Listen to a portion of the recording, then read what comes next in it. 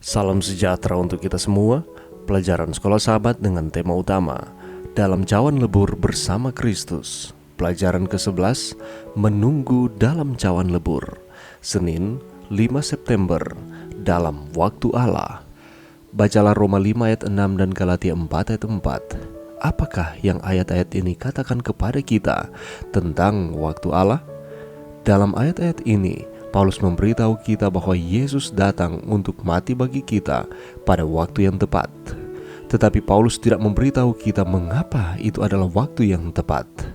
Sangat mudah untuk membaca ayat-ayat ini dan bertanya-tanya, mengapa Yesus menunggu selama ribuan tahun sampai dia datang ke bumi untuk menangani dosa?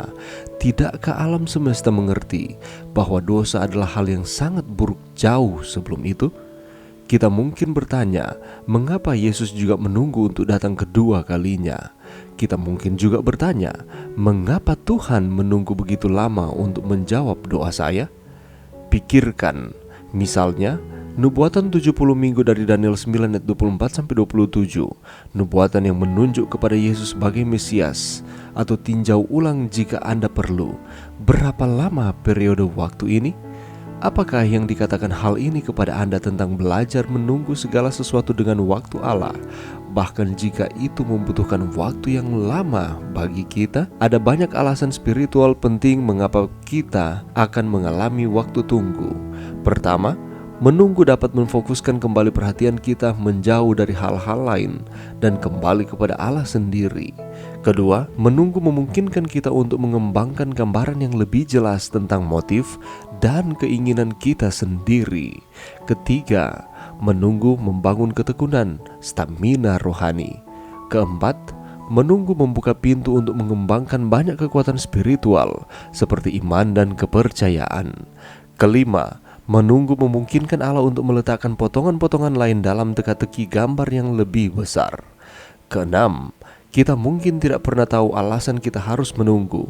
Oleh karena itu, kita belajar untuk hidup oleh iman. Bisakah Anda memikirkan alasan lain untuk menunggu? Contoh apakah yang dapat Anda temukan dalam Alkitab tentang Allah yang melakukan segala sesuatu pada waktunya sendiri, yang dapat membantu Anda belajar untuk percaya bahwa Dia juga akan melakukan apa yang benar bagi Anda pada waktunya sendiri? Pikirkan misalnya tentang Abraham dan Sarah dan janji tentang seorang anak laki-laki. Pada saat yang sama, tanyakan pada diri Anda, apakah yang mungkin saya lakukan yang bisa menunda jawaban atas doa yang sebenarnya sudah lama dijawab? Pelajaran yang bisa kita dapatkan pada saat ini, mari kita membaca di dalam Roma pasal 5 ayatnya yang ke-6. Di sana dikatakan seperti ini, karena waktu kita masih lemah, Kristus telah mati untuk kita orang-orang durhaka pada waktu yang ditentukan oleh Allah. Kita tahu bersama bahwa penderitaan dapat membuat saudara dan saya meragukan akan kasih Allah.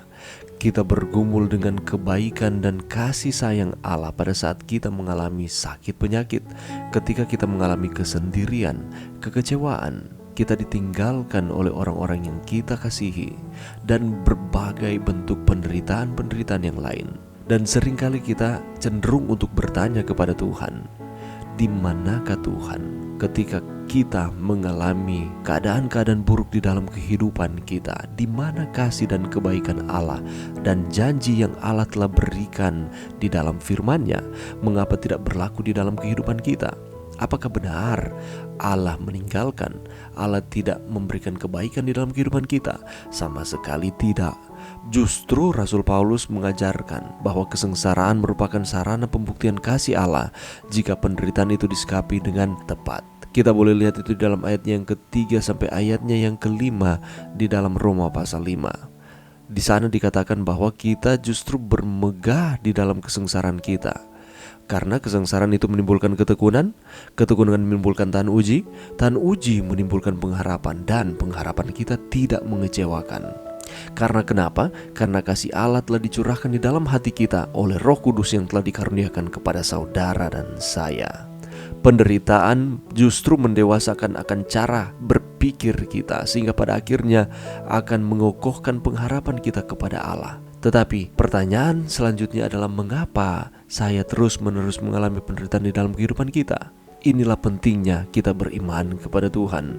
Kita menunggu di dalam kesabaran bahwa waktu kita berbeda dengan waktu Tuhan. Tetapi jangan pernah lupa, Allah selalu merancangkan yang terbaik di dalam kehidupan kita. Karena ketika kita masih lemah, Yesus telah mati untuk kita, orang-orang durhaka, pada waktu yang telah ditentukan oleh Allah. Itulah sebabnya pada saat ini mari kita terus menunggu dengan penuh kepercayaan bahwa Ia tidak akan pernah meninggalkan saudara dan saya.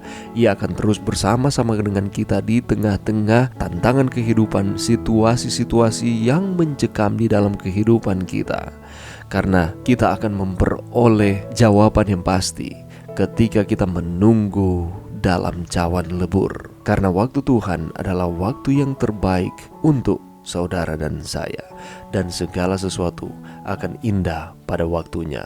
Mari berdoa. Terima kasih Tuhan atas firman-Mu pada saat ini. Bantu kami Tuhan untuk kami terus menunggu dengan sabar, dengan penuh kepercayaan bahwa waktu Tuhan yang terbaik di dalam kehidupan kami. Ini doa kami di dalam nama Yesus. Amin.